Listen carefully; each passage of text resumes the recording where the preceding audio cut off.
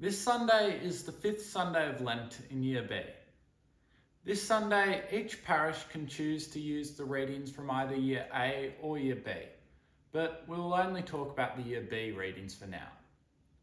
The first reading this Sunday is from the book of Jeremiah, the second of the prophetic books, which make up the fourth and final part of the Old Testament.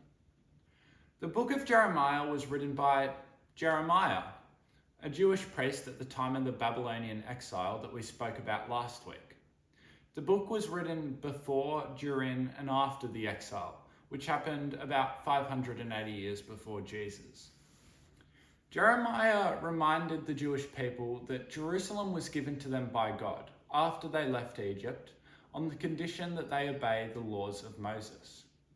Jeremiah warned the people that Jerusalem would be defeated by Babylon unless those laws were followed. This week's reading is the best known part of Jeremiah. It's a message given to Jeremiah by God after Jerusalem was defeated by Babylon.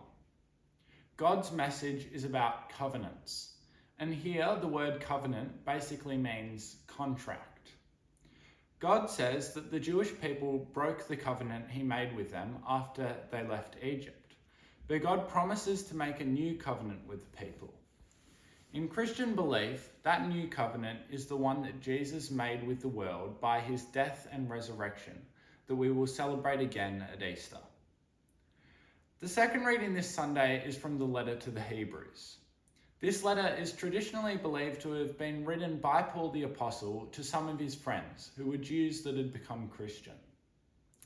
The main purpose of the letter was to encourage that group to stay true to their new Christian faith, even though they were often being punished for it. The word entreaty is used in this reading. The word entreaty means a serious request. For the third week in a row, the Gospel this Sunday is from John.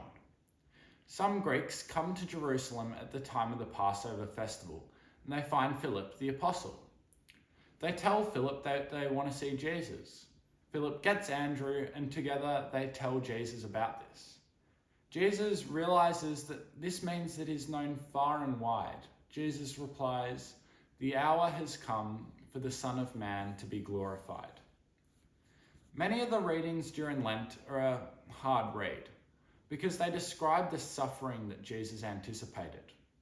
Here, Jesus uses a metaphor in his conversation with Andrew and Philip. He says, "Unless a wheat grain falls on the ground and dies, it remains only a single grain. But if it dies, it yields a rich harvest."